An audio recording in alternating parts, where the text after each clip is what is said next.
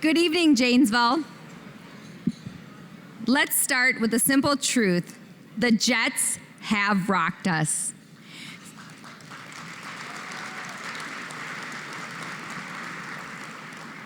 Since 2009, just after the GM plant closed and the Rock River flooded, this franchise has taken root and given this community something to cheer for again. A vision, a partnership between the city, our business community, and a leader named Bill McCoshen, who refused to let the dream die. To every player who has poured sweat, grit, and heart onto the ice, you have sparked something bigger than hockey. You've inspired us to dream again. And that dream is now the Woodman Sports and Convention Center. And look where we are tonight, the Robert and Dolores Kennedy Convention Center.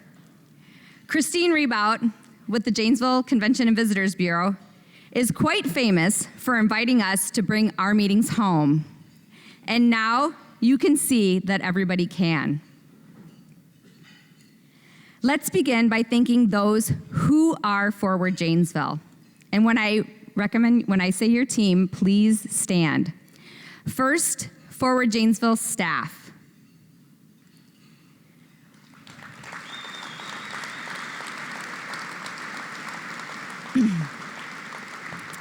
And remain standing. Next, the Forward Janesville executive team that guides us.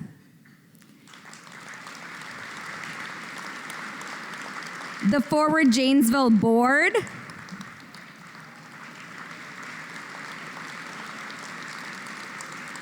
Forward Janesville ambassadors.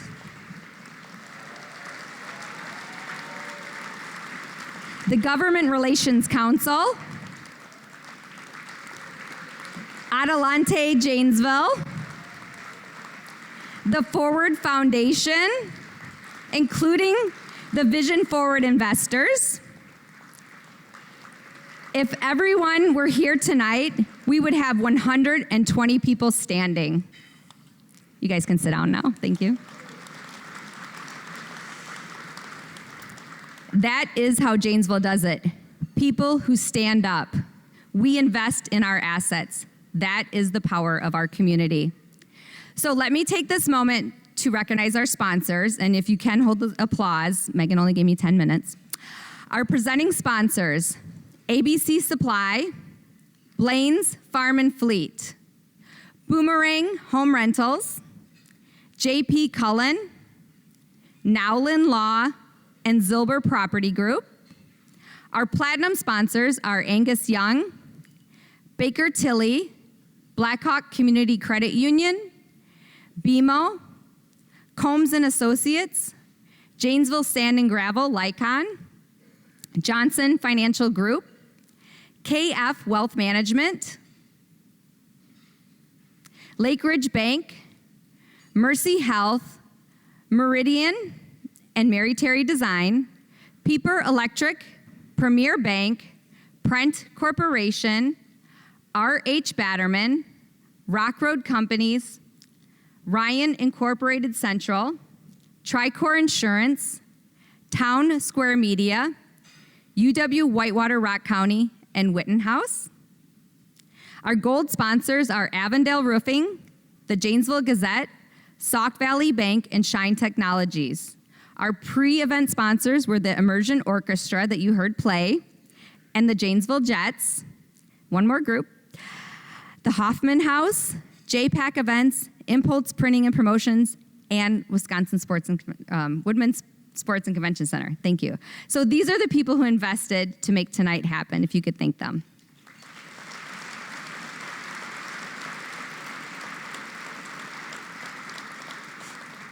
Megan and her team of ambassadors made tonight absolutely perfect. Tonight we have over 730 people with us to build Janesville forward. We are building a place our kids are proud to call home, whether they stay here after school or they venture out and come back down the road. With that in mind, if you were with us last year, you know we've been asking, what's next, Janesville, Wisconsin? And we've been working hard to answer that question. We are doing things other communities cannot even imagine. This past year, we asked our members the same question: what's next? Under the leadership of Tanner Voss with BMO and the board of directors, we conducted the Business Retention and Expansion Survey to listen and learn. So here is our report card. 92% of businesses rate Janesville environment positively. They like working with you. 84% say Janesville enables them to grow. And since 80% of our job growth comes from existing businesses, it's critical. 60% plan to expand in the next 2 years. 74% will hire more employees this year, and 92% view Janesville as safe. And the last one matters deeply. In the past decade, our community has grown by more than 2,000 residents over the age of 60. These are people who choose to move here because Janesville is safe and welcoming. Meanwhile, we have 1,400 fewer residents under the age of 20. And that's why places like the Children's Museum of Rock County, the new Boys and Girls Club, and the Woodman Sports and Convention Center are so vital because they help us tip the balance backward toward young families that we need to attract. Young talent is our industry. Our first challenge that we heard from employers was housing. If you wanted to hire 50 new employees, where might they live? Housing is our next big opportunity. And that's why the Forward Foundation, the 501c3 arm of Forward Janesville, is commissioning a comprehensive housing study across all income levels. Our Government Relations Committee has already formed a task force to close that gap. And the city is leading a zoning rewrite to allow infill of housing so that one lot might someday hold 4 families instead of 1. Because younger residents crave community, not big lawns. They want trails, river, and coffee shops. And we can offer that right here. Speaking of our younger generation, since launching the Education Council 4 years ago, we have stepped up our focus on kids. This year, we rallied our community behind a referendum. Janesville backs its schools, and after working with the Milton School District as a partner, we can see that we are building momentum throughout the region. The message is clear. Keep kids learning matters. And so we are raising our sights. It will not be hard. Here in Rock County, Black Hawk Technical College, the University of Wisconsin-Whitewater at Rock County, Beloit College are making big moves and opening new pathways from classrooms to careers. Our education base is very strong and growing throughout the region, from K-12 to higher ed. We are extremely proud of our schools, including Blue Ribbon schools, and Rock County University has named the top 20th high school out of 460 public high schools in Wisconsin by U.S. News and World Report.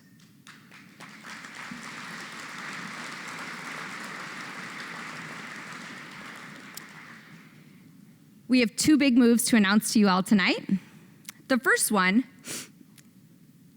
is that the Forward Janesville has secured a $100,000 grant for student education partnership from the Forward Foundation to elevate performance and attendance and achieve learning outcomes that help make Janesville the school district of choice.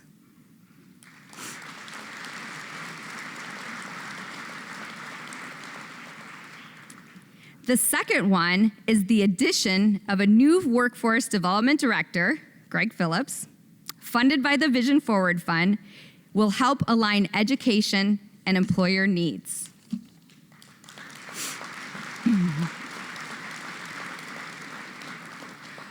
We're investing in students, supporting families, and strengthening Janesville's future. Together, we will mentor, we will hire, we will advocate, and we will show up. Together, we will keep kids learning right here in Janesville.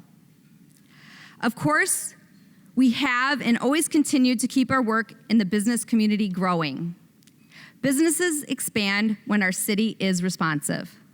We stand with Janesville's opportunities, and we are responding.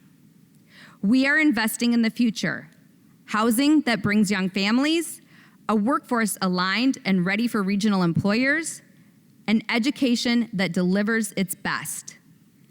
So next, time developers ask, can you move fast? Do you steward your assets? Our proof will be Forward Janesville's work, our collective work. A vibrant community from uptown to downtown, built in a well-prepared pipeline of future talent in hand. In 2009, John Beckert said, the glass was half full. And I still have my glass. This was mine from '09. So tonight, I'm gonna ask you to raise your glass, because tonight, the glass is filling. Join me in a toast to new homes, new families, new classroom wins, and school achievements, new neighborhoods, and new businesses. Here's to investing in Janesville's future.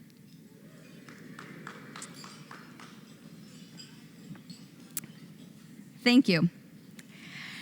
Now it's my pleasure to introduce Mick Gilbertson, the chair. Where's he coming? He's coming. The chair of Forward Janesville. We have been more effective this year because of Mick's strong leadership.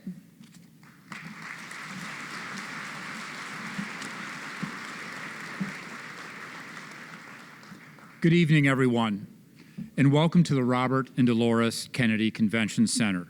It is wonderful to see so many familiar faces gathered here tonight. In fact, we have 85 more faces tonight than we had in any other year at this facility. So thank you for coming out.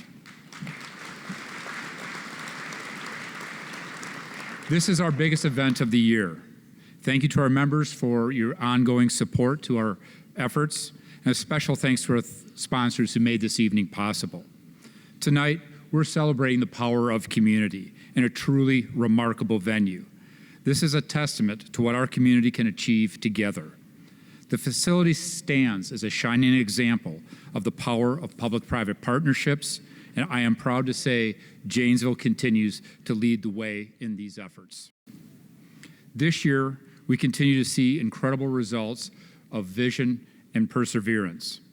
Completed projects like the Town Square and the new projects like the Woodman's Sports and Convention Center are just the beginning. Soon, the Children's Museum of Rock County and the Boys and Girls Club will join this list, further strengthening our community. Public-private partnerships are just not a buzzword in Janesville. They're making a measurable difference in our community.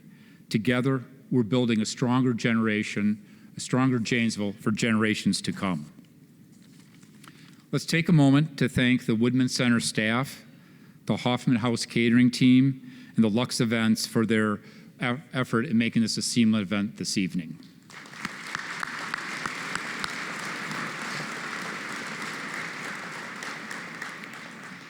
As chair of the board, I've had the privilege of witnessing firsthand the difference Forward Janesville makes. And none of this would be possible without our dedicated staff. So I know Shar recognized them, but I would like them to stand as I call them out. May Zaw is our intern from Beloit College. I'm not sure if she's here with us tonight. I didn't see her. Edward Caceres, the Adelante Janesville Outreach Coordinator. Summer Brockman, Brand Sales and Marketing Specialist. Eric Schmoke, Director of Business Development and Marketing. Rin Weber, Management of Financial Operations. Megan Manajewski, Director of Events and Member Services, who is knocking it out of the park tonight. Thank you, Megan. Claire Gray, our Director of Policy and Strategic Initiatives, and of course, Shar Hermanson, our CEO and President.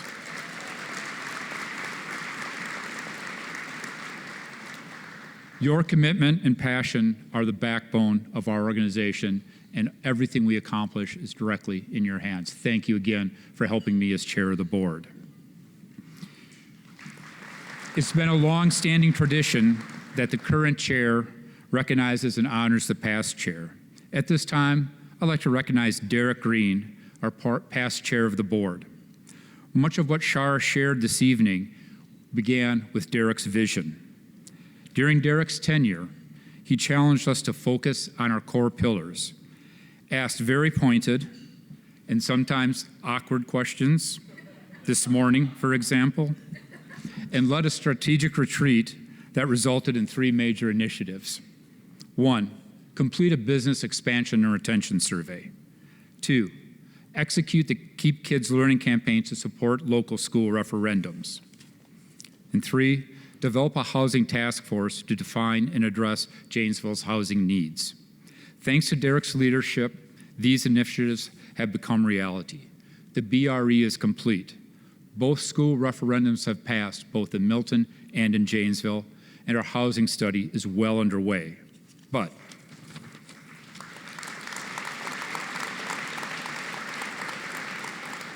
I do miss Derek's board meeting kickoffs. I don't know if you know this or not, but Derek is a football coach at Craig High School in addition to his full-time job at Baird. The passion he has for kids and the players is amazing. He would come into our board meetings before a game on Friday, have this big smile on his face and a gleam in his eye. The energy and motivation he brought to our board was amazing. His pep talks and his legendary Hustle Duck Awards kept us focused, inspired, and motivated. Derek, thank you for your vision, your leadership, and reminding us of the power of community.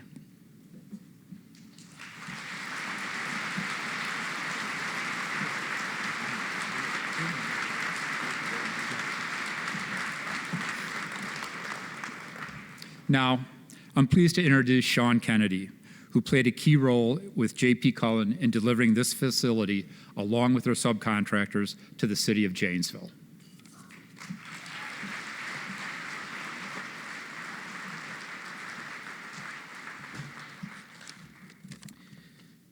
Good evening, everyone. I'd like to welcome you all to the first Forward Janesville dinner at the Woodman Sports and Convention Center. This is extra special for me to be given the opportunity to share a few highlights about the project and what it took to be sitting here today. I was lucky enough to be involved in the very early stages when this was just an idea. A group of passionate people had a goal. Countless hours went into strategically working to accomplish that goal. Private and public dollars and hours of work came together to get where we are today. It is amazing to see the results that type of collaboration firsthand, and for me, to have the opportunity to be involved in the day-to-day until the end. Some fun stats about the project. Over 4,000 yards of concrete were poured into this facility. Over 1,600,000 pounds of steel erected. Over 70,000 blocks were laid. Over 600 pieces of precast were put together like a puzzle. To do that, over 150,000 man hours, not counting the countless administrative hours of engineering, design, and planning that went into it. We were fortunate enough to have over 50 trade partners involved in this project to help us complete. All of those materials and hours went tirelessly into this facility for over a year and a half. Look at the results. I can't tell you how much it means to me to be from this community and have had the opportunity to be a part of this project. I am very proud. We all should be very proud for showing what a healthy and strategic public-private partnership looks like. Thank you all for the opportunity. Next, I'd like to welcome Eric to introduce our guest speaker tonight. Thank you.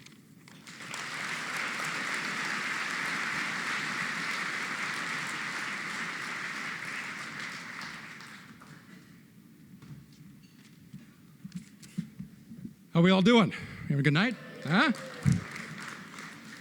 It is my honor to introduce a true Wisconsin legend, someone who knows exactly what it takes to build a winning team, to set a gold medal standard, and to create a culture where excellence isn't just expected, it's achieved.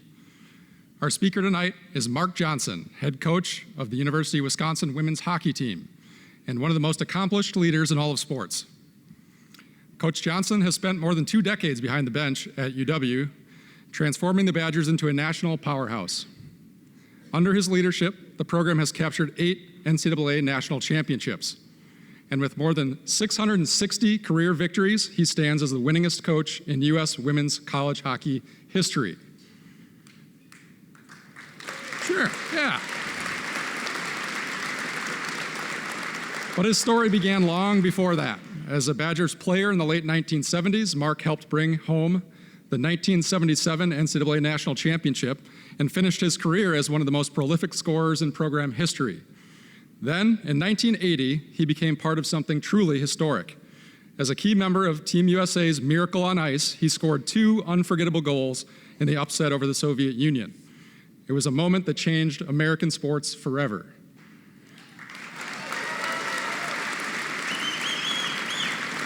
Mark led that team in scoring during the Olympic tournament and helped bring home the gold medal in Lake Placid. What's remarkable about Coach Johnson isn't just the championships or the medals. It's the culture he's built along the way. The Jets players got a chance to hear about that for a while in their locker room this evening. It was pretty awesome to hear him speak. He's developed players who not only win, but lead. He's coached 6 National Player of the Years, 25 All-Americans, and countless young women who've gone on to succeed at the highest level of not only sports, but in life. In business, as in hockey, success comes from teamwork, trust, and a shared vision. Coach Johnson's career is proof that great things happen when leaders invest in their people, set clear goals, and create an environment where everyone can thrive.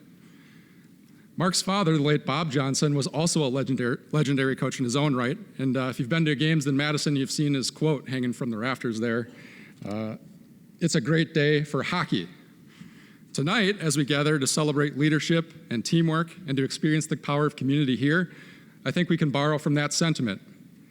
It's a great night for Janesville.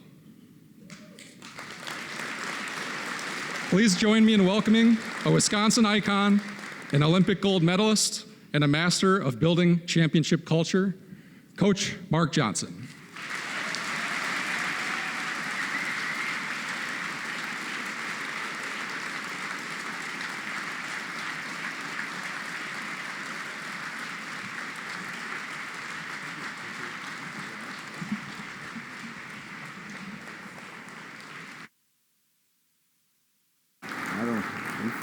Sitting. Oh. Hey, before we get started, Bill, hey, the dream finally came to a vision that you had a long time ago. It came true, and I'm so excited for you. I'm so excited for the community of Janesville. As I was telling a few people as we gathered upstairs on the top of the rink, I spent a lot of time at the old rink when I was playing as a youngster through my high school days. I've got 5 kids myself, so I traveled down here to either coach them or watch them play, so I spent a lot of time in the old rink. And when I first walked in here, it's the first time I've been in the facility with Greenie and Brian, it was like, wow. Wow. I mean, it is so awesome. Yeah.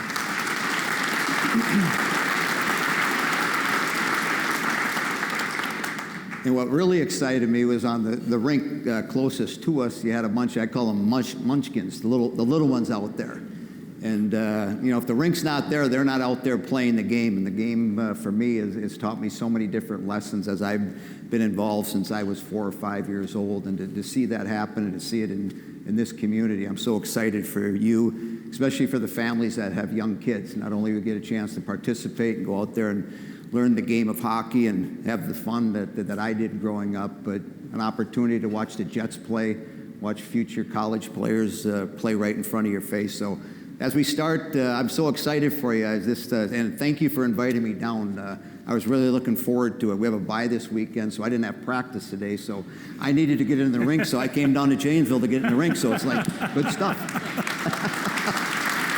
Yeah. Awesome.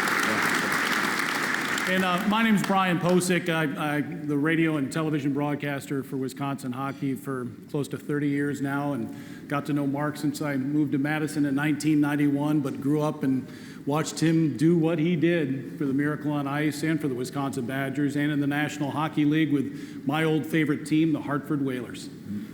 Right? Absolutely. We can play the Brass Bonanza right now. Exactly. Let's do the Brass Bonanza. So thanks for having us here, and we're just going to sit and chat a little bit. At one point, though, I'm going to ask you all to stand in applause, and I'll explain. We're going to need to stretch our legs a little bit, so at some point soon, I'm going to ask you to stand and in applause, okay? And I'll tell you why in a little bit. Also, Mark mentioned Bill McCoshen. Joe Pavelski's also in the back there. We'd like to thank Joe for coming out here tonight. Thanks, Pavs.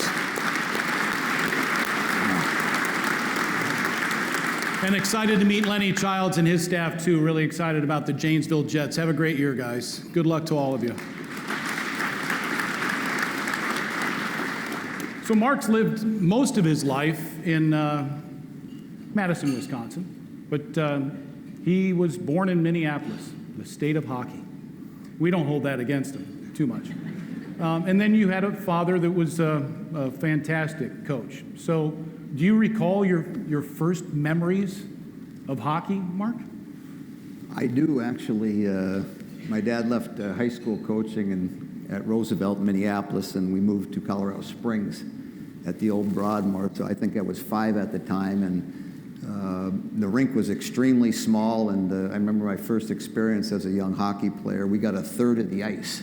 So we got from the blue line to the goal line, another team and a group of players got between the blue lines, and then another group. So, yeah, I remember those days, just trying to figure out what a shin pad was and skates were and all the equipment that you have to put on in order to play hockey. But that's where my career started. I remember my first game, my mom used to tell me about it because I was more interested in skating around the rink, waving at her and saying hi to her than I was interested in trying to get the puck. So, yeah, but that's where our career started, and I got myself going. Yeah, obviously your father was a big influence on you, not only as a young man, but as a player too, and eventually a coach, right? Yeah, a lot of things. I got a firsthand view of somebody, and we talked about businesses and teams and things like that. And so I got a first-class seat watching a guy that was passionate about hockey and giving back to the game that was good to him. And whether he was working one of his hockey schools and dealing with kids that, like I saw tonight on the rink over here, that were 5, 6, and 7, had the same passion and the same enthusiasm. You know, when he goes to Pittsburgh and he's working with Mario Lemieux and the Pittsburgh Penguins and Jaromir Jagr, and obviously the days up in Madison and building the program and developing the program. And really making college hockey, especially in Wisconsin, very visible. So I got a first-hand seat because, when your dad's doing something and you're following along, you get to see it.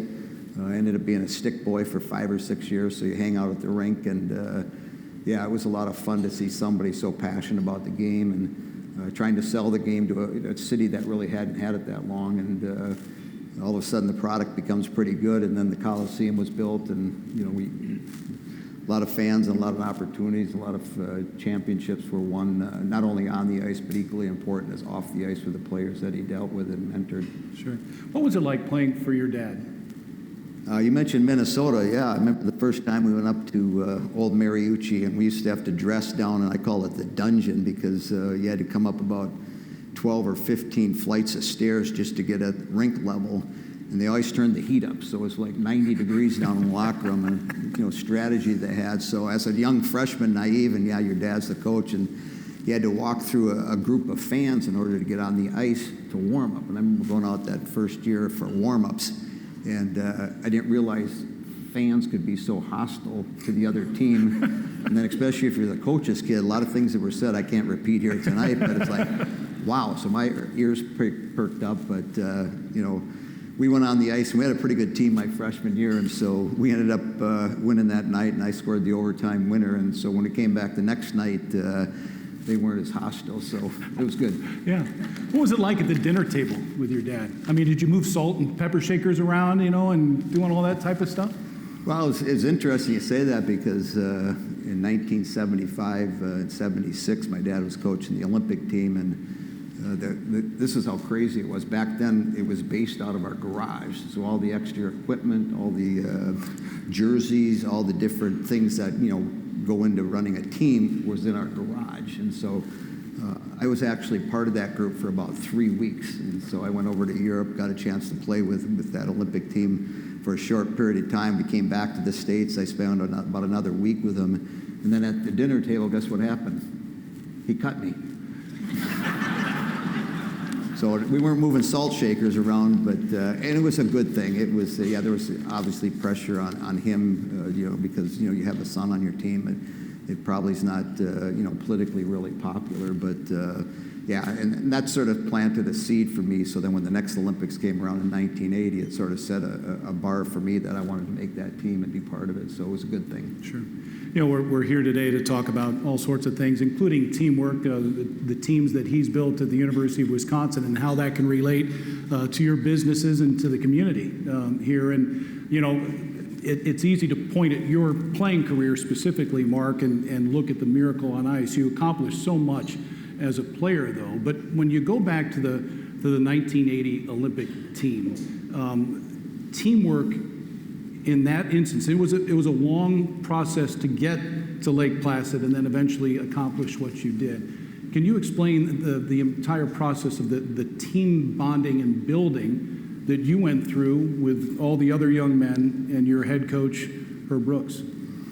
Yeah, it's a great analogy because, as I became an NHL player and then got in the coaching business, some of the things that I learned personally from that experience, obviously winning the whole thing and winning a gold medal, was very impactful. But more importantly, the lessons that we learned as a team. And it's interesting because when you do something special with a group of people, you carry that experience with you the rest of your life. And so, we could get those guys together in that locker room that I was in earlier, and within about 15 seconds, it was like we were never apart. And so, as much as we saw in Lake Placid, a lot more happened prior to getting to Lake Placid, and so it was an opportunity for us to learn not only about ourselves, but what it means to be a good teammate and what sacrifices you have to make in order to maybe reach the ultimate goal. The ultimate goal is to win a championship. What gives me the best opportunity to do that? And it's developing and becoming a team. And so the hard work is going through that process. And so we ended up playing 60 exhibition games that year. We played a handful of NHL teams. We played a home-and-home series with the major minor league team that part of the season with the NHL. And so we spent a lot of times of those 60 games, 48 of them were on the road. And so we spent a lot of time in buses. We were in trains. We were in airplanes. We were in hotels. We had a coach that if I was walking down this aisle here and he was walking the other way, wouldn't even say hi to you. And so it was just a time in our growth that gave us an opportunity. And I think with any organization and any team, if you get into a space where you actually care about your teammates, you really care about them and get to know them and develop a relationship with them, you have a chance to really work together. And then the second component is, can I trust you? Not only what we do on the ice, but can I trust you off the ice? So two of the things that are extremely important for me as I create a culture back in Madison with my women's hockey team is those two components, especially for myself. So if I can get the players to realize that I care about them genuinely, they're going to go through a brick wall for me. But it's a process. It takes time. It takes being consistent on a daily basis. And as a leader, I don't look at it as I'm a coach. I'm really serving the people in front of me. And so how do I serve my people? It's like I got to care about them because life happens. Life can be difficult, and what we do on the ice is challenging. But more importantly, they're 18 to 22-year-old young women, and life's happening to them. And so what can I do to help them in all different facets, whether it's on the ice, whether it's in the classroom, or whether it's dealing with personal issues. And if I get them into a space where they can walk into that locker room and say, hey, Coach cares about me, boom, I got them. And then it takes time to build up trust. Those things, you can't go down to the local supermarket and go in aisle number 3 and buy trust.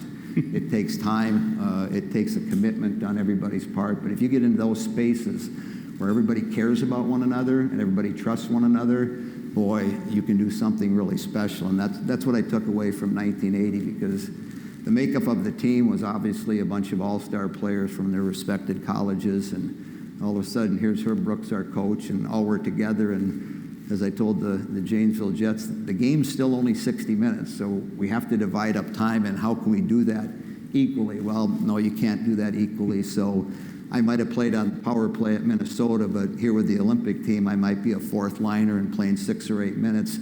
Do I accept that role? And do I take that role and do the best job capable of doing it, knowing that if I do, man, our chances of winning go up. So that's a long version of what I learned, but if you're going to do something special, it's a lot easier to do it together. The hard part is getting people together to do that. And so that's one of my biggest challenges this year with the team I have in the space we're in, just because it's an Olympic year. As I speak, I've got 5 of my players right now in Cleveland, Ohio, that'll be playing against Team Canada tomorrow night in a U.S. rivalry series. It'll be on the NHL Network tomorrow night in Cleveland, and then Saturday in Buffalo. So they're separated from us now, and then they come back Sunday. They're with us next week. So the challenge for us this year as coaches and players, it's not so much what we do on the ice, it's what we do off the ice. And can we stay connected? Can we still care about one another? Can we trust each other and not get in that space where it's so easy to do, I'm worried about myself. And if I don't get what I want, now I'm upset. And yeah, so those are some of the challenges that we have. But what I learned in 1980 was that whether it's Mike Erizzione, whether it was Jim Craig, whether it was Jack O'Callahan, whether it was Bobby Suter, I say one of the best teammates I've ever had, and I always share the story because everybody probably knows who Jim Craig is if they know hockey and they know our Olympic team. He was the star of our team as the goaltender. And then I mentioned Steve Janesek. And a lot of people might know him if you know hockey, but a lot of people, who's Steve Janesek? Well, he was our backup goalie that year. And so it's interesting because the year before the Olympics in 1979, Steve Janesek was the goalie for the Minnesota Gophers, who won the national championship, coached by Herb Brooks. And so as we're going through the process of developing our team and getting down to the numbers that we were required to be at, Herb got to the point where he had to pick a goalie. Who's going to be our number 1 goalie as we go into Lake Placid? And he decided that it was going to be Jim Craig. So if you're Steve Janesek, especially in today's college athletic world and where the space we're in, you're at a crossroads. What are you going to do? You got about a month before the Olympics. What's your attitude going to be like, knowing that you're going to be the backup? And about 8 months prior to that, you just won Herb Brooks a national championship at Minnesota, and he was a good goalie. But so you're at this crossroad. What do I do? Do I moan and complain, become really miserable, become a horrible teammate, or do I take a right and keep pushing myself and keep encouraging my teammates and keep working at my game, knowing that, hey, I might have to play. If Jim gets hurt, I'm going to have to step in there. And that's what Steve Janesek did. And that's one of the reasons that we ended up winning a gold medal, because we had players like him on our team. And without him, we don't win a gold medal. He didn't play 1 second in the Olympics, but he was equally as important as Jim Craig was, or as Mike Erizzione was, or the other players on the team that impacted our individual games. That's how important it was for us to get in that space that, hey, we actually played as a team. Because if we played as a bunch of individuals, I don't know what the score would have been, but it would have been bad. It would have been bad. So I always credit Steve for taking that high road, because we all got gold medals, and the only difference between his gold medal and my gold medal is the name on the back.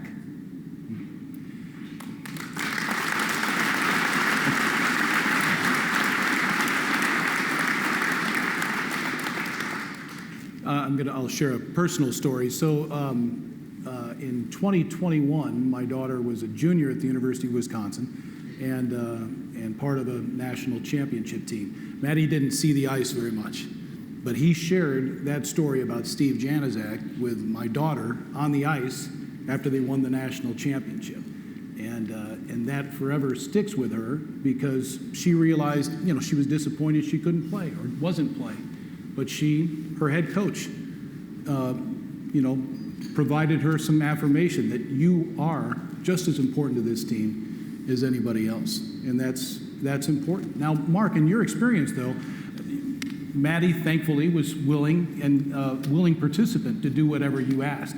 It's not always that case, though. So how do you handle people that, okay, that you've got all the ability in the world, but you're just not fully on board? How do you handle that? That's the other good question, because that space right now for a lot of college coaches has become more challenging just because, your transfer portal and NILs and all these things that are going in college athletics. And so it's funny because the one thing you can create a culture. You can take these steps and what's important with your culture, and then how do you build a team? And so I look at it, in threefold. So what's the pillar of how I build my teams? And so I need passionate people, not only in the classroom but on the ice. And so when I go into recruiting and I go into families' houses and I get to develop and start relationships with young players and their families, it's like, are they passionate about the game? I mean, I got to witness firsthand with my dad and how passionate he was about hockey, and I would like to think I have some of that in my blood because I enjoy what I do. I don't call it a job. It's not really work to me because I love what I do. And so I want to find kids that obviously are good hockey players, but at the same time passionate about what they do. It's no difference in the business world. I'm going down to work, do I want to go into an atmosphere, into an office, into a setting, and have people that have no enthusiasm, that are energetic, that are passionate about what they want to do, they leave as quickly as they can? No, I want people that are passionate. And so that's my first pillar, because we spend a lot of time, my assistant coach, we spend a lot of time doing what we're doing. We want to have some passionate people on it. We want people that are excited to come to the rink. And the second point, are you committed? I mean, and that's the big thing. There's a lot of people that want to either play in the NHL or the PWHL or Division I college. Are you really committed? Are you doing a lot of little things that can make a difference in you becoming an average hockey player to a good hockey player? And can you do that consistently? And the second part of that is, are you committed to the classroom? Because we need kids that are going to go to class, get grades, because if you become ineligible, that doesn't work well under our umbrella. So I want kids that are committed, not only to becoming better at their skill set and becoming better hockey players, but I also want them to be committed in the classroom. And then the third pillar that I build my program on is integrity. And so if we're going to spend a lot of time traveling, being away from our families, doing the things that we need to do to keep our program successful, we need to do it the right way. We need to do it the right way. And those three things are extremely important to me. The other part of it is, okay, I've got those pillars set up. Well, how do you develop a team? And it's so interesting because as I'm an older coach now, gray hair, and you'd probably have gray hair too if you had to deal with 18 to 22-year-old female hockey players, okay? When I took over the program 20 plus years ago, I walked into the locker room the first day and I said to the group, I says, I'm not a big rules guy. And I'm going to treat you like adults. I'm going to treat you like professionals. And, I need that back and respect. The only rule that I've probably put into play right now is there's no crying in hockey. How long do you think that lasted? I was going to say, it did not last long, did it? Hey, not very long. I've got, I've got two daughters. At the time, I had 2 female dogs. I was around females a lot, and so I said, there's no crying in hockey. None. Lasted about a week and a half. And so we're getting ready to go play the Gophers one weekend, and my backup goalie, I get a progress report from her professor, and in that progress report, it indicated that she hadn't been attending classes the last couple of weeks. And so as a head coach, I got a problem. So I call her in. We're just about ready to load the bus. She's already got her equipment on the bus, so I call her into the office and I says, Megan, I says, is this accurate? And, she sort of like puts her head down and says, well, yeah, coach, it's accurate. And I says, well, we're student athletes. We're not athletic students here, so you have to go to class. So what I need you to do now is to go on the bus, take your equipment, put it back in the locker room because you're not going to be going on the trip. And so as she's leaving, guess what she does?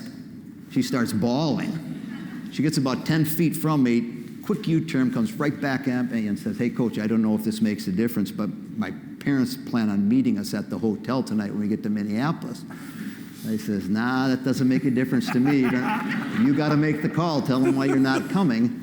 And so she's bawling. And so I call my assistant coach and say, hey, you need to go tell so-and-so I need to see her. So other player that wasn't scheduled to go on the trip comes into my office and say, hey, you need to pack your equipment up, get it on the bus, you're going on the trip. And so she leaves, guess what she starts doing? She starts crying too. And I says, like, what did I get myself into? I don't know. So, but it's all good. And then I go home that night for dinner, and my daughter, who's about 12, we're in the middle of dinner, and she's having one of those days. I didn't know what one of those days means, but she all starts crying at dinner and I'm asking my wife, why is she crying? I don't know why she's crying. She's crying. Okay. So, yeah. Any crying this year? Hey? Oh, yeah. Yeah? All right, wasn't So sure I if it make was my getting rule, better, you know? and they're quickly at breaking the rule. So it's so interesting because in developing a team for me, and I learned this, and I wasn't very good at it the first 4, 5, 6 years because I always thought I was doing something wrong as a coach because my team was falling apart, the second or third week into the season. And unbeknownst, I figure out was like, okay, the first 2 weeks of school, the first 3 weeks of school, and you haven't played a game, is the best time of the year for a coach. Because everybody's on campus, everybody's worked hard that summer, everybody's in good shape, everybody's smiling, everybody's happy. We have practices, it's just a pleasure to be out there. And so it's like this, forming stage where we're coming together, the freshmen are coming in, we're getting to know one another. I've got a new employee coming into my business, everything's happy, and then we play the first game. And all of a sudden, you don't get what you want because you don't play as much as she does. And so we get back in the locker room after we play a game, and now you're a little irritated with her because she took some of your minutes. She's on the power play and you're not, and you thought you should be on the power play. And then you're really mad at me because I didn't play you enough. And so your attitude immediately shifts. And so our team goes into this, I call it a storming stage. And so we have this conflict because people are trying to figure out where they are in the team and if they want to accept their role as it is at that particular junction. And so it can last for a week, it can last for 5 weeks, it can last the whole season. And so part of our job as coaching staff is to mediate that. And like parenting, we don't want our kids to hurt ever. And so we always are jumping in. And sometimes that's not good. Sometimes they do things and they have to deal with the consequences. Well, the team's the same thing. And so I can't always jump in and solve their problems because eventually if we're going to be successful, it's going to be up to the group. I can do as much as I can do, but it's going to be eventually up to that group. Are we willing to put both feet in the boat and go in the same direction? And so it's this learning process as you go through this storming stage of figuring those things out. So after our first game this year, I'm not back at the hotel. We're playing up in Bemidji, and I'm not back in the hotel when I get a text from one of my assistant coaches. And guess what was happening? Somebody's crying. Well, what's she crying? We won the game 9-2. I thought it was a pretty good game. And it's like, oh my God, here we're starting. And so as a coach, I learned this a long time ago. That's part of the process. And so I'm comforted by it that we need to go through those stages. And the storming one is the most important one because if you're able to filter through it and develop it, through all the different adversities that you have in those spaces, boy, when you come out of it, all of a sudden you really go into this normalizing stage. So now you're 6 or 8 minutes, you're comfortable with that. You're going to give your best effort. She's going to take her 12 or 15 minutes and she's going to do the same thing. And collectively, we start playing together. And then you go into this performing stage and you play better than you have ever done all year. And that gives you a chance to win a championship. And I can look back at, 5, 6, 7 of our championships and tell you exactly when we started to get in that performing stages. Some of it was, before Christmases. One year was a week before the playoffs. And we had a girl that had an attitude. And so as a coach, finally, as a parent, I got to step in. And so you have a meeting with that young lady and you says, hey, you either change things or I'm going to change things. And that's the ultimatum. And so she goes into the locker room. They have this 15-minute, all-player, meeting. And they came out of that, and it was like we were connected. They decided that, hey, we got an opportunity to do something special here. We got about 4 weeks left in the season. If we really pull together and play as a group and play as a team, boy, we can win something. And that team never lost a game again. And they ended up winning the national championship because they were willing to take a little bit less of their ego into the room and play for their teammates, and became really powerful. And actually, our last 3 games, nobody scored a goal on us. And so it's powerful, but it's a learning opportunity for us as coaches. And if I had that team, in my first, second, or third year of coaching, it probably wouldn't happen. I'd go home and I won't be able to sleep because I'm thinking, I'm screwing this team up. This thing's a whole mess. It's like a gong show. But, yeah. You were telling the Jets today, your message or your mantra with your team this year is, it's not about you, right? Yeah, and that's the space I've been in for a long time, where, hockey's been good to myself, it was good to my family, it's been good to my kids. And so it's like, what can I do with the group in front of me? How can I serve them? This year, it's more about, as I mentioned earlier, it's more about what we do off the ice and how we stay together and how we connected, because at different times we're being separated by what's going on with the Olympic team. And so I came up with this, it's not about you. And it's so easy to say, but yet so hard to do, because everything in the world points at, it's about me.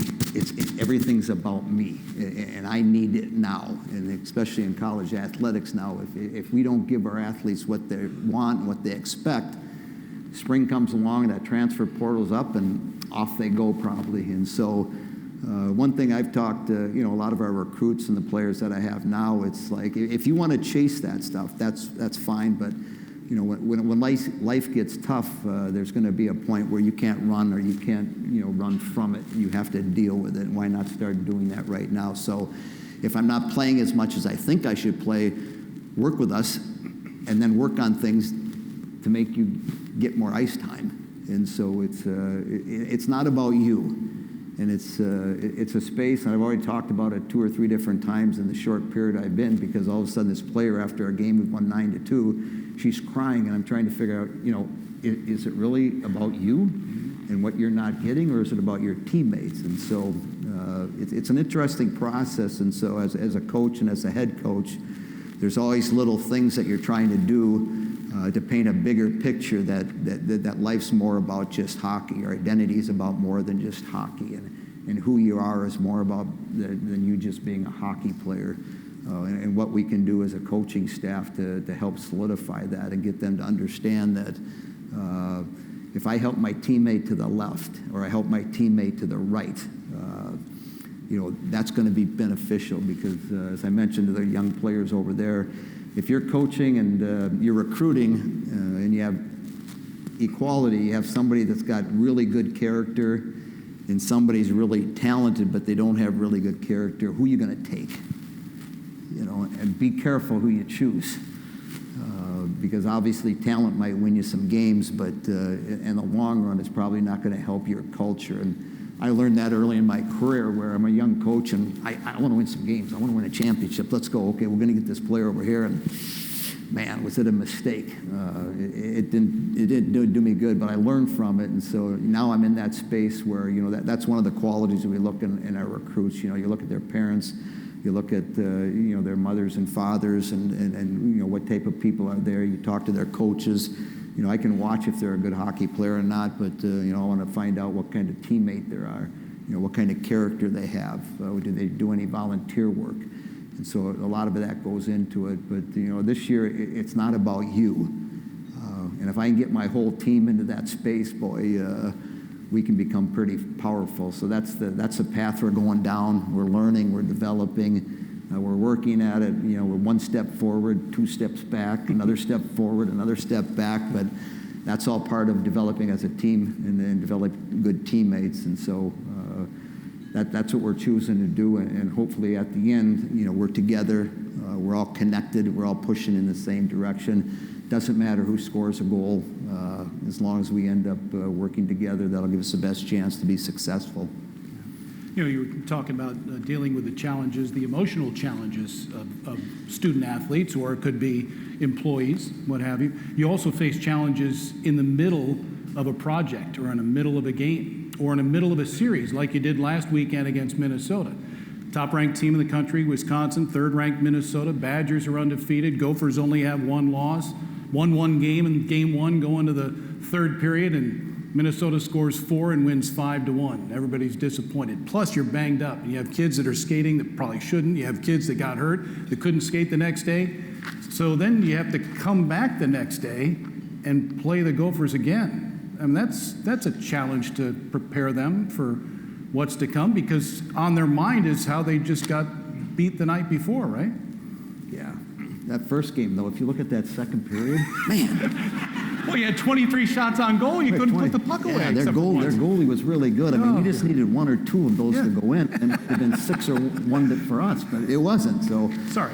Yeah, welcome to hockey and goaltending. Greeny, you guys develop our goaltenders. They become so good that it's hard to score on these kids. So, but again, one of my themes last year, and it's interesting because when you win a national championship, we let our seniors develop and put together their championship rings. And one of the things I learned early on is that 10 years from now, when you look at your championship ring, make sure it tells a story of the whole season, because there'll be things that happen within the 6 months that we're together that you want to make sure that are on the ring, so you don't forget those things. So last year, one of my themes was Monday always comes. And so whether you won on Friday or you lost on Friday or you lost both games on the weekend or you won both games on the weekend, Monday always comes. Monday morning, the football coaches comes, and what can I do to get my team ready for the next game?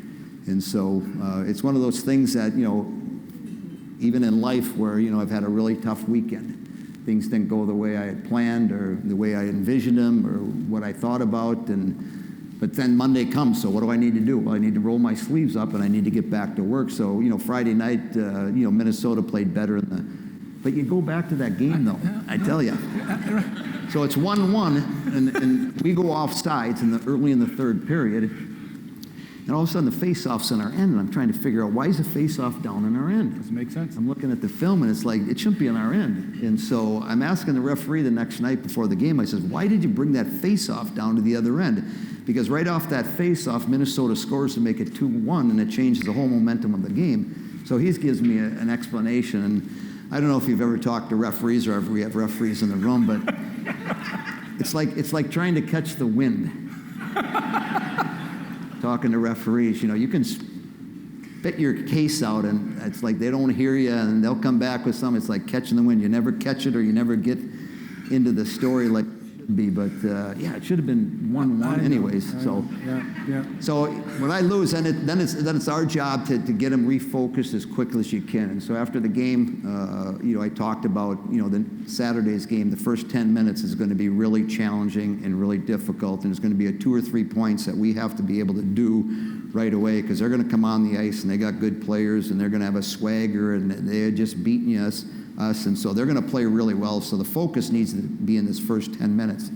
And so the next morning, I put together about 15 or 18 clips of the game from Friday on some of the things that we did well. And we did a bunch of things really well. Their goalie obviously played well. And then the second component was a couple things that we needed to clean up. And so one of them was being first on pucks. The second one was being engaged off face-offs, because we won 53% of the face-offs Friday, but we needed to be engaged. So if the puck's there, I need to get there before Minnesota gets there. And if we did a better job at that, we're going to have the puck more often. And so I gave them 3 things to think about prior to the start of the game Saturday. And I said, the start's got to be the key. So the encouraging thing for me was, here we got challenged. We got beat at home. We hadn't lost a game for, I can't remember the last game. 37 in a row. 37 in a row. Yeah. So we lose this game, all of a sudden I start getting text messages from all of these people. Everything okay, Mark? You sure you're okay? You fine? I'm like, well, we lost the game. They're pretty good players. They got Olympic players anyway. So I challenged the team. I said, this is the challenge. We're being challenged. Are we going to accept the challenge? And so we go out. They drop the puck. 14 seconds. It's 1-0 Badgers. I'm like, whoa, that's good. They accepted the challenge. 2.5 minutes later, 2-0 Badgers. And I'm like, this is good. This is good. So a learning opportunity from some adversity. So they took it upon themselves. They met the challenge. They took it upon themselves to work on a couple of things, and then went out and ended up winning 7-2. And so I was really encouraged by that because they got challenged, they accepted it, and they just, boom, they went right through it. So I was very encouraged by that, so it was good. Good. Yeah. Sorry to bring up bad memories and stuff like that. Still number one in the country, the Wisconsin women idol this weekend. Actually, that one save the goalie made on it. I know, right? Yeah, Mark was saying, too, he's got a handful of players that will be playing for the United States in the rivalry series against Canada starting tomorrow night in Cleveland. Layla Edwards, Lacey Eden, Kirsten Sims, KK Harvey, and Ava McNaughton. Starts at 6 o'clock. You can watch it on the NHL network if you'd like. It'll be a lot of fun. They play again on Saturday in Buffalo at 5 o'clock, also on the NHL network. All right, so I asked before, we're going to stretch here for a second, and I would like you to applaud, but only when I ask you to applaud, and there's a reason for this. So if you could all just stand up here real quick. Mark was explaining his time coming back to Janesville every once in a while when he was a kid and playing down here and what have you. I used to bring my daughter down here and playing in the old rink all the time. But there's somebody here who actually was born here, raised here, and is part of the Janesville Hall of Fame. He was inducted in 2005. And this past September, he was inducted into the Wisconsin Hockey Hall of Fame. He's longtime goalie coach for Mark Johnson, Mark Greenhall. Let's applaud for Mark Greenhall.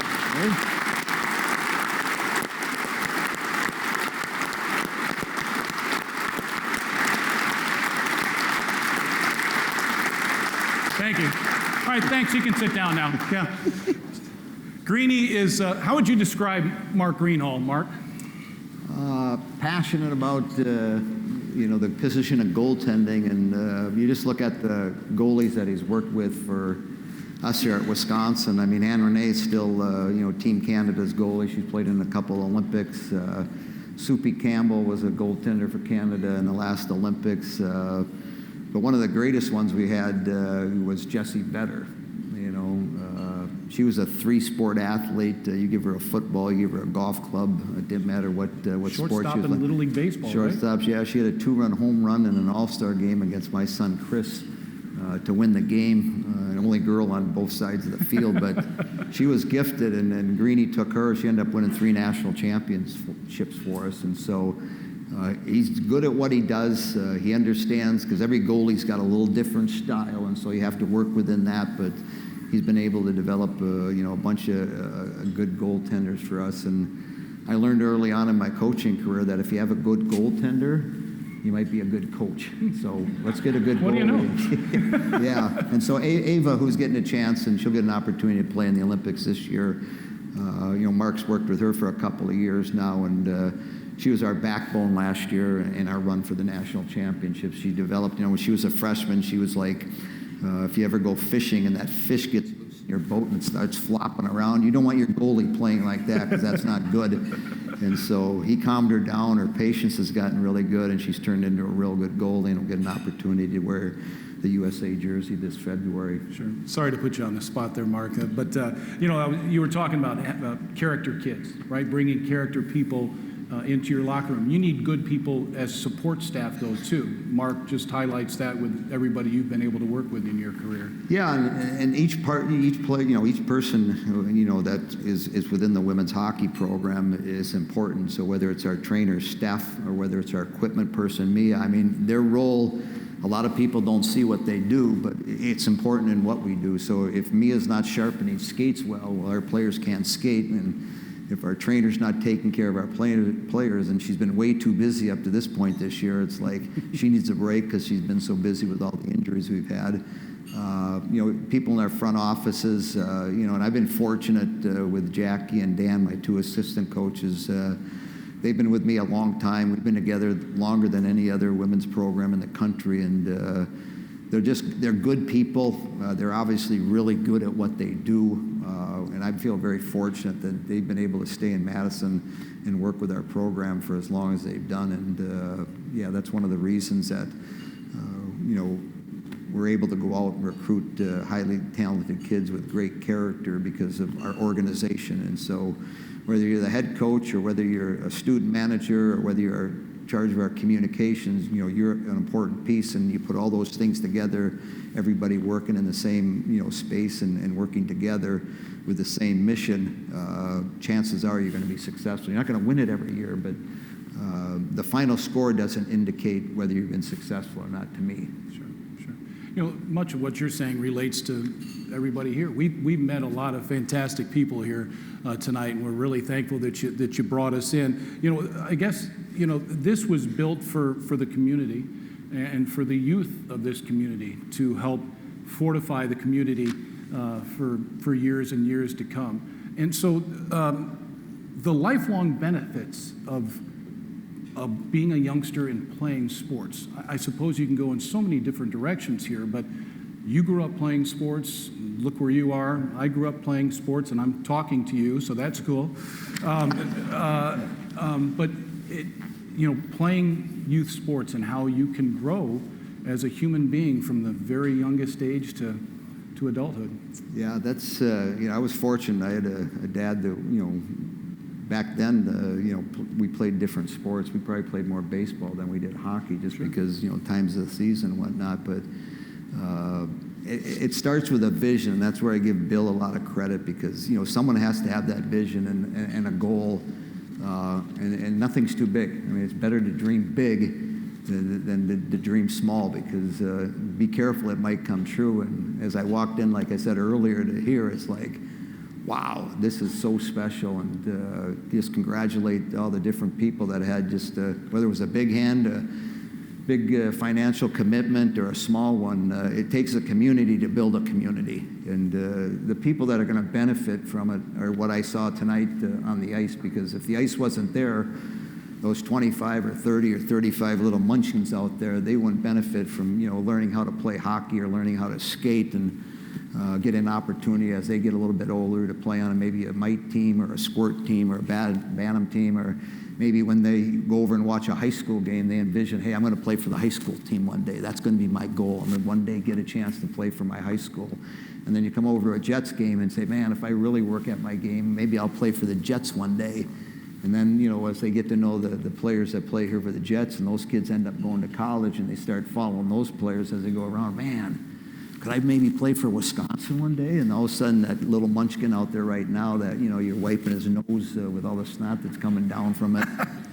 15, 18 years from now, Mike Hastings down there, and he's in the building recruiting that kid, and he's going up there. So there's so many benefits, to playing youth sports. And like I say, we played a lot of baseball. We played a lot of golf. Obviously, we played a bunch of hockey. But each sport in itself, gives you an opportunity to teach life lessons. And so whether things are going well, whether I need to work hard, if I put a goal in front of me and I want to attain it, I understand that I have to work at it. I have to commit myself to it.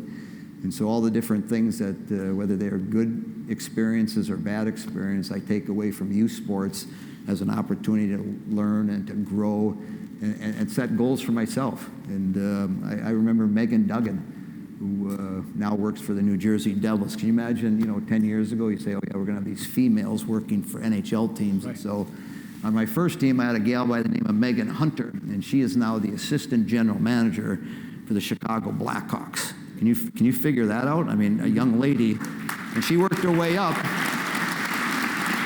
And so, yeah, it's fascinating, because when Patrick Kane got traded several years ago out of Chicago, guess who had to call him? Hey, Patrick, this is Megan, just to let you know you're getting traded. It's like, so, but back to Megan, when she was in 8th grade, back in the, the middle, late 90s, she saw a national women's team play as an 8th grader. And as she watched that game and as she left the rink, she told her parents, you know what? I want to play in the Olympics one day. And so she started working with that goal in mind. And then 2010, when I coached the Olympic team up in Vancouver, guess who was on that team? Megan Duggan. She played 4 years, and I was a captain in the NHL. I've had a lot of captains with my women's team. I've been involved in different captains when I was playing. She's the best captain I've ever had as a coach and I've ever seen, and just because she could take a group of players and just bring them along and hold them accountable and get a vision and just go with it. But yeah, again, somebody's going to be out there as a peewee or a squirt or a mite or whatever it may be, and say, come up to you and say, hey, Mom, I'm going to play for the Badgers one day, and then watch it happen. Because now you have a facility that can make that happen, and it exists now. And so, what a great facility! I can't say enough about it. Congratulate everybody, because, as the old saying in the baseball movie, if they build it, guess what happens? They will come, and they're going to be coming. And so, whether it's young families with their kids.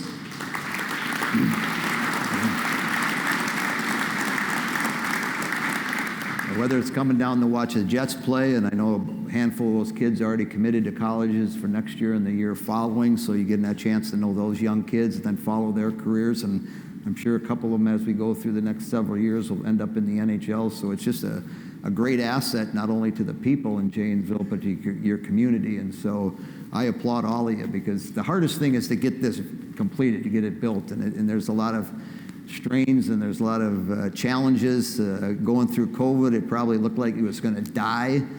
But then again, when you have lofty goals and you have a bright vision and you keep working at it, eventually it transpires, and you've got a lot to be proud of. Mm-hmm. Mark, you in your career in Madison, when you were playing for your father, actually prior to you playing with your father, you saw the transition of Wisconsin hockey a little bit from Hartmeyer Arena to the Dane County Coliseum.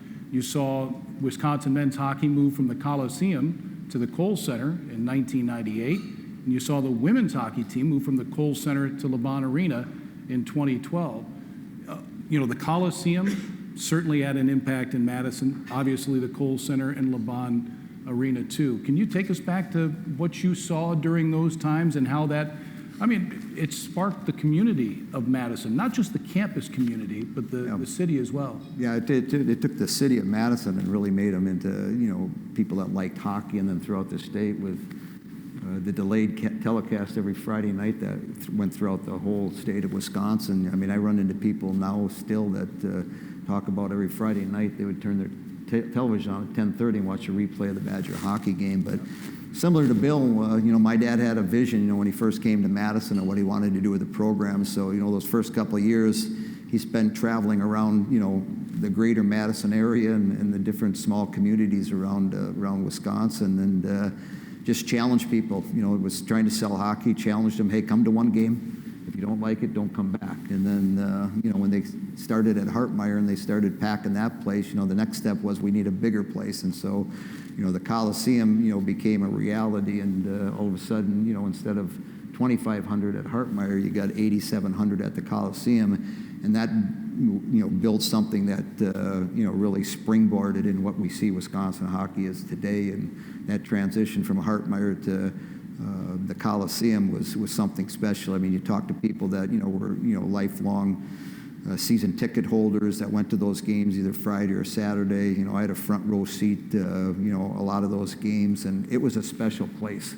It was a real special place. And, then the transition when Jeff was coaching the men's team and I was an assistant, we were going from the Coliseum into this, beautiful, gorgeous building that was designed for basketball, but then they decided, Pat Richter, that, hey, why don't we put hockey in it? So at the last minute, they said, oh, we're going to put hockey in it. And so, that's going to be a problem. We're not going to be able to fit 15,000 people in there. And so all of a sudden, I remember those first 2 or 3 years, we averaged probably 14-5 a night. And I remember a couple of those nights, one in particular weekend where we played North Dakota twice, and we won both games in overtime. Mm-hmm. And that's when noise really became noise. It was loud. So the transition from what we saw at the Coliseum, which was so special and provided so many memories for a lot of people, went into the Kohl Center, and equally as important, and more people can come in. And so it's just a great venue for college hockey. A year ago, they shrunk the ice sheet down to NHL size, which I think that makes a more entertaining game. So, it's been evolving, and I don't know what's next, but at some point there'll probably be something next. But I probably won't be around when we see that one. Okay, I probably won't either. You're probably right. For business leaders here tonight, what lessons from building a strong team culture in sports can also help strengthen and inspire a community or a workplace, in your opinion? Yeah, I think, I touched on it a little bit ago. So, if I'm a leader, and that was one thing, because there were different opportunities to go coach in the NHL, but I thought, with my family and my kids and things like that, And I'd been in the NHL, I had been traded a couple times, and I didn't want to put my family through that. So it was like, I needed to hopefully, get a chance to run my own program, and that's what the women's side provided me. So then it comes down to, what do I want to see in my program if I was looking from the outside in? And so I get back to, I want passionate people. I want people that are excited about what they do. And I don't care what you're doing, are you excited about it? And are you passionate about it? Because one of the things I try to share with my players as they go through this transition of, being at home and mom and dad taking care of you to this independence through college and then into the real world, try to figure out what you like to do, whatever that may be, and so the key to it is then go find somebody to pay you to do that. And then it's not work, because then I don't need an alarm clock. I don't need an alarm clock right now. That's because I'm old, but even when I was younger, I didn't need one because I like what I do. And so if I don't need an alarm clock to get up in the morning, when I get excited to go to the office or go to wherever I do to work, I mean, like, man, that's okay. And it's not about the money. I mean, yeah, we're young, we want money, and we want to buy all this stuff, but two things I know for sure. One, I came into the world with nothing, right? Mm-hmm. I had nothing when I came in it, and I guarantee you when I leave, I'm going to take nothing with it. So all these material things that we think are so important, one day they're gone. So that new car that you get so excited about eventually becomes old and it's gone. And so, but if I can get into a space where I can help other people be successful, I can serve other people, I enjoy what I am doing, man, I got the world where I need it to be. And so that's really the challenge for anybody in any business. So if I'm running a business and I got 50 employees, what can I do to help them be successful? That's my job as a leader. I got to serve them. And how best can I serve them? And so I want to create this atmosphere where when they come to work, they have a chance to be successful, whatever that may be. Is it bringing bagels every day? Is it having weekly meetings? Is it having monthly meetings? Is it have team bonding activities and doing activities that we get together and we work together and we help each other out? Passionate about what we do. And then, the second component, my pillar, is you got to be committed. If you're not committed, then, chances are, you might make things happen. Mm-hmm. But really realistic. I mean, if you have competition, in our business, obviously we have competition. In the business world, you have competition. You have competitors. And so how do we separate ourselves from our competitors? It's that ability to have passionate people that are committed. And then the big thing is do things with integrity. The shortcut maybe seem the easy way, but you know what? Do it the right way. And over the course of the period of time, people will notice that stuff. Because as I told my team, actually 2 weeks ago, we're in this space and, people are feeling sorry for themselves. And I actually told the players over the Jets, I said, each one of us, whether you like it or not, you're a role model. And so when you wake up in the morning and you're going off to work, you're a role model. And do you take that seriously? And what type of role model do you want to be? So I told our players that. It's like, you walk into the communities, you go down to Starbucks and get a cup of coffee. What are you reflecting? What are people seeing in you? Is it positive? Is it negative? And especially when things aren't going well, what kind of person are you showing people? Are you shoulders hunched over? Are you short with everybody? Are you snappy with everybody? What kind of role model do you want to be? Because you got all these kids that are watching you. What are they seeing in you? And I think if we can take that to the level that it needs to be, it's like me. I have 5 kids. I can give them all kinds of rules and regulations, but guess what? They're watching me. They're watching me closely. So how I conduct myself on a daily basis, guess what? That's what they're going to see. And that's what they're going to try to emulate. And so I was fortunate enough to have a dad that was a good role model. And he was a good role model in the community, but he was also a good role model at house. He didn't change. And whether he won a game or he lost a game, he was still the same person. And so if I think we can get ourselves in that space, and I told our players, if you get into that space, boy, that thing's going to be special. People are going to really respect you for who you are because you're more than a hockey player.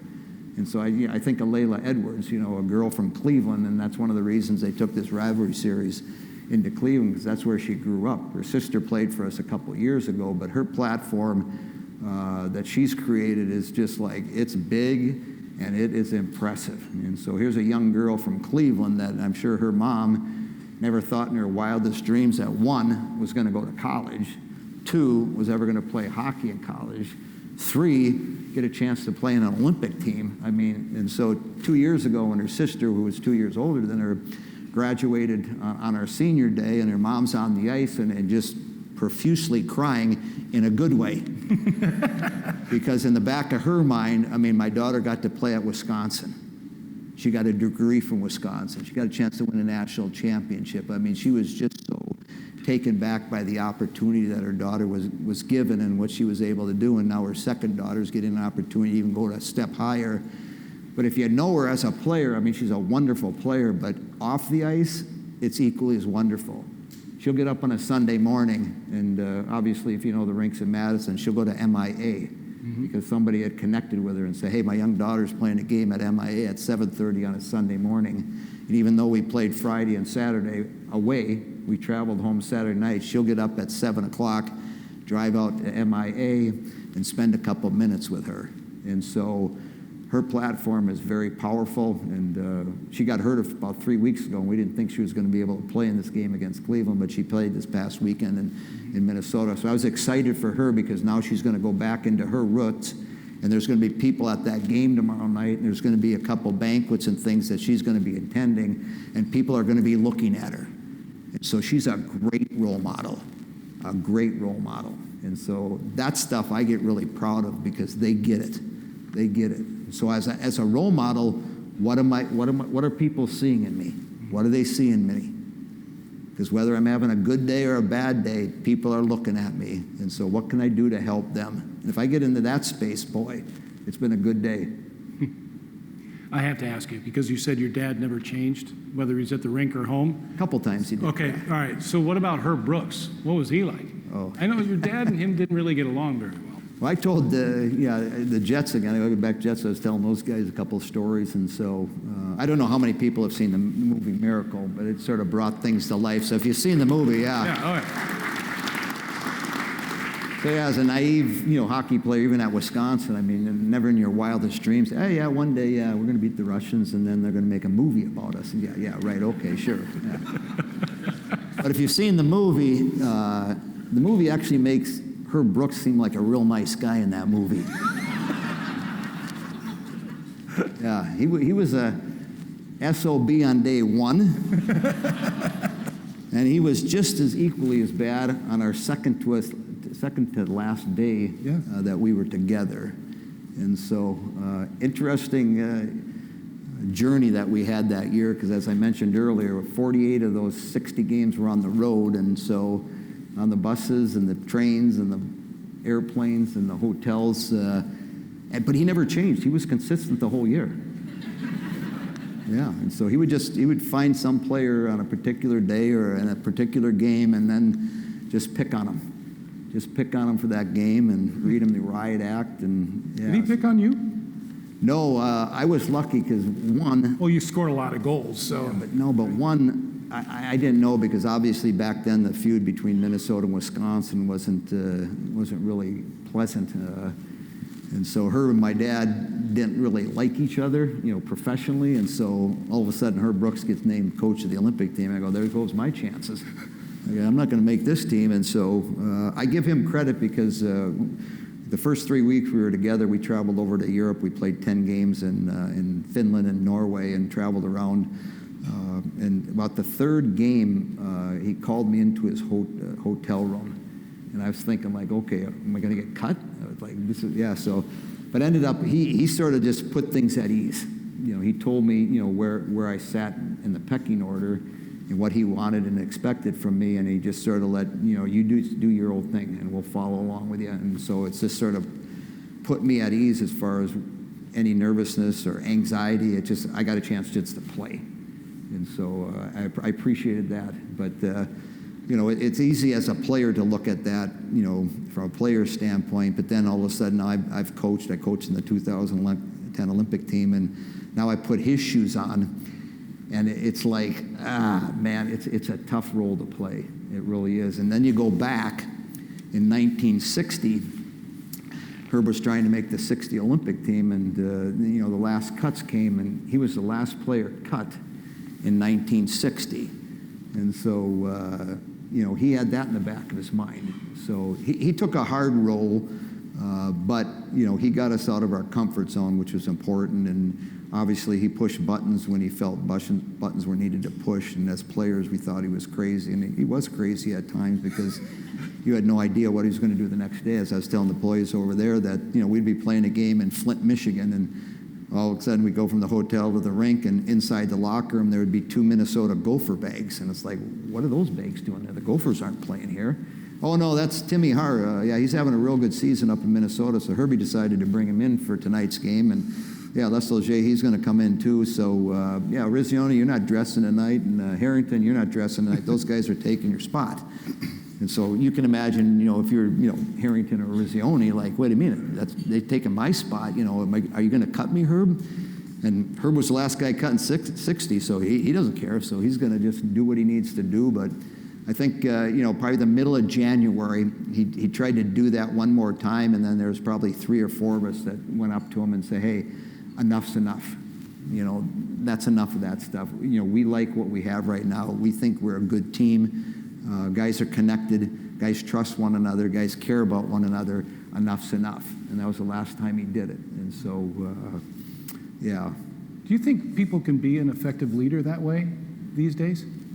I mean, with so many things going on. I mean, in particular, young people with and all the distractions going on, social media, what have you, and trying to stay focused and engaged on things. Can that work in this day and age? Great question. I would say it would be very challenging for that type of coach to be in this atmosphere, dealing with whether you're dealing with high school kids, college kids, even business, right? Even businesses. And so, yeah, how do you want to be treated? Mm-hmm. Right. In these different scenarios, and so people say, well, I'm going to get treated like this. Well, then you have to treat people like that. And so, if you're willing to do that. In all different situations. It gets back to, it's not about me. It's not about Mark Johnson. It's about, it's about my team and my individual players and what can I do to serve them. And as leaders, and if I'm running a business, I'm talking to my employees and I'm talking to people that work under me and trying to find out what I can do to help them. And I think, the true leaders that do that, sort of take a back seat to the other stuff and just, get those people in a space where they can be successful. And for me, that's the best way to do it. I'm not a big screamer. I don't swear a lot. The one incident, my dad did lose his temper. They were playing in Denver one night. I think he was coaching at Colorado College at the time, and he was so mad at the referee, and the referee wouldn't listen to him, so he went back to back part of the bench. He grabbed about 6 or 7 of the spare sticks, and he threw them on the ice, and then he went and got the next 6 or 7 and threw those on the ice. That's how mad he was. So probably wasn't a good role model that night, but sometimes those referees frustrate you. Sometimes, yeah. What would you like the folks here to take away from what you've learned in your coaching career, your highly successful coaching career?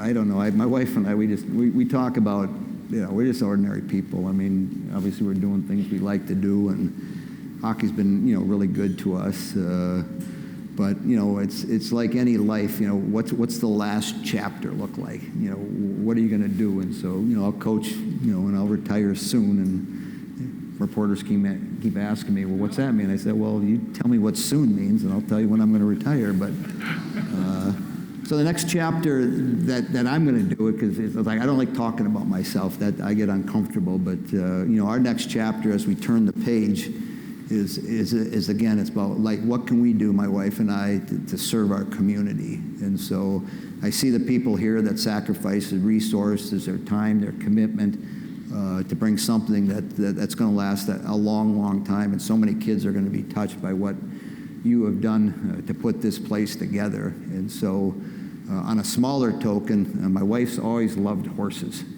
and grew up, being around horses. Never had enough money to own her own horse, but even, the last 15, 20 years, we had some horse people live next to us, and she's able to get her fixed. I would go to the hockey rink.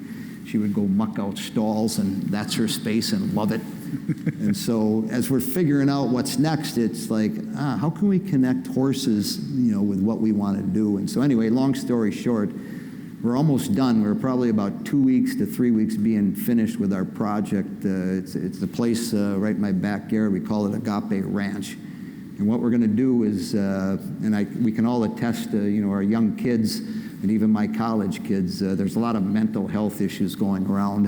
And what can we do, and what can my wife and I do to help in a small way? So we're going to connect kids that are having, anxiety issues, suicidal thoughts, depression thoughts, and we're going to connect them with horses. We're going to connect them with environment, and we're going to try to start the healing process with our kids and give them, as they leave our ranch, an opportunity to have hope in the next step, in the next journey in their life. And so we went out to Bend, Oregon 5 years ago as we were thinking about this, and there's a group that's been doing it for 35 years, and they have, we put on hockey schools, they put on these seminars to talk about what they've done over the last 30 years. So my wife and I traveled out there and sat in on this 5-day seminar. Just fascinating, and all the different stories that they have, and the gal and her husband that started this, she's written about 4 or 5 different books, and mostly the books are about talking about kids that they've healed. And so they connect horses that need to heal with kids that need to heal, and it's amazing how the two of them together can connect and create hope for both, not only the horse, but the young individuals. So as we left that space, it was like, that's our calling. That's what we're supposed to do. So the last 5-6 years, through a lot of adversity and a lot of struggles, we're about 2 weeks away from opening it up. And we're nervous, we're excited, we're anxious. A lot of those things that go into putting these projects together are similar as Bill went through, I'm sure, the last several years. But the finish line's there. It's all free, so anybody that comes on the property, we won't charge them anything. So it's an opportunity for us for the next chapter in our lives to give back to a space that we think is important, and hopefully one kid at a time we can help people out. So that's our next chapter. The hockey part of it, has taught me about serving and learning how to become a good teammate, and what a good teammate looks like. And, if people want to look themselves in the mirror and really be honest with themselves, because, I could talk all night about different stories. We had a team, I think it was 2019 or whatever, and it was miserable. We were in the storming stage for months, and it was miserable. We were a good team, and it was horrible going into the rink every day. And finally, we're going to Minnesota, and it was like, I had been up to here. And so, thank God we weren't allowed to make trades, because if I was a GM like I was when I was coaching pro hockey, I would have traded probably 3 or 4, maybe more of my players right then and right now, because I had enough of them, and they were just like driving me crazy, and they're good players. And so we had this probably a 15-minute, maybe it's longer than that, 30-minute, 45. I don't know if you were in on it or not, Greenie, but it was just like enough was enough. It was just like, yeah. And so I challenged them, because if you're not going to play together, I call them vampires. It only takes one vampire to suck all the blood and all the energy out of your group. One vampire, if you have in there. One person that's negative, that's down, just a negative person. And so we had probably 3 vampires that year. And so I told the group, I says, hey, if that's what you want to be, that's fine. I says, I'm not taking you on the bus to Minnesota. And if I have 15 players that go up there that want to be part of what we want to do here, that's what I'm taking. And the only way you're going to get on the bus is that, you need to become a team player right now. I don't need any vampires. I don't need anybody sucking energy out of this group, because it's driving me crazy. Anyways, so long story short, so they have this powwow. Anyways, they all get on the bus, and then we go up there in the first game, and we end up beating them in overtime, I think. And, all of a sudden they thought like, whoa, wow, if we play together, good things can happen. I don't remember that, Greenie. And then the next night, we beat them even handier, and then all of a sudden it's like, whoa, this is like impressive. So we walked out of that weekend understanding what it is to be a team, what it is to be, really concerned about your teammate, and understanding what it takes to to work together to the betterment of the group. And so that team ended up winning the national championship, but I'll tell you, that was like in the middle of January. And as I say, if I would have been able to make trades, guaranteed at least 3 of them would have been gone right now. Right now. Yeah, so, yeah, it only takes one vampire to suck the energy. And if you have one, you got to address it. You absolutely got to address it. Well, Mark, it's been a lot of fun sitting around, little fireside chat. Thanks so much. And again, to the community of Janesville, thanks for having us out and having Mark here as a special. One last story. One last story. Oh, we and got I'll finish one. up. Okay. I know you're coming, eh? Good. So you've seen the movie Miracle, right? Everybody asks me, like, okay, how accurate is it? How is it? So it's probably 75% accurate. You remember the scene where Herb Brooks is on the phone back to Patty, his wife? Mm-hmm. And talking about, no, we didn't hit a moose. No, we didn't hit a moose with the plane. Well, that's definitely not what was going on. So we were playing this exhibition game up in War Road, Minnesota, if you know where War Road is. They had this group called War Road Lakers. And so it's like a beer league team, but of really good players. And so we're playing them up in War Road. And so we fly from Minneapolis up to War Road. And I don't know if you know planes, but it was a DC-3.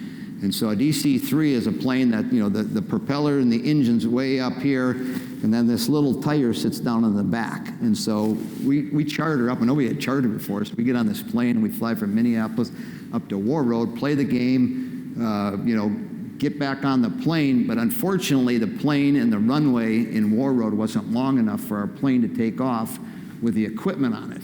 So we had to bus our equipment down to Thief River. And so we get on the plane and we fly from War Road to Thief River, and we come into taxi, and the pilot's coming around, and he takes the left wing of the airplane and it runs right into into a light pole. So we're sitting on the plane, all of a sudden it's just like whack, like, oh.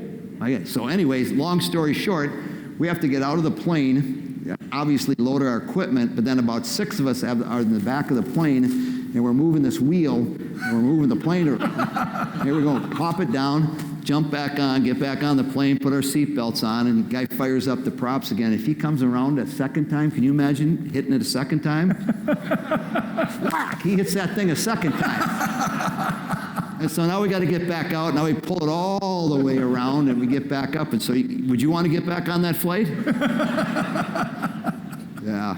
So no, can you imagine what a plane would look like if it hit a moose? Not a pretty sight. That would not be pretty. Yeah. Yeah. So again, thanks so much for having us out here, everybody.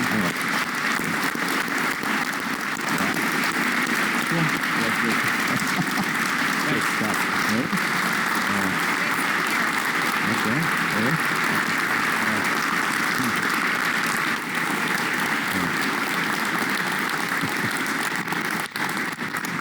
So we want to The energy tonight was awesome. Thank you for inviting me. That was awesome. Good I've stuff. never seen these guys so leaned in to what people were talking about, so you got some hockey fans. Yeah. We want to thank everybody for coming. Woodman Center is a special place, and before you leave, just stay for 1 minute, because we do something that Forward Janesville does, is we're going to do a selfie, right, Megan? So we're going to do a selfie this way, and we're going to do a selfie that way, and you're in the selfie. So everybody gets a selfie with Mark Johnson. Oh, awesome. I'll go this way.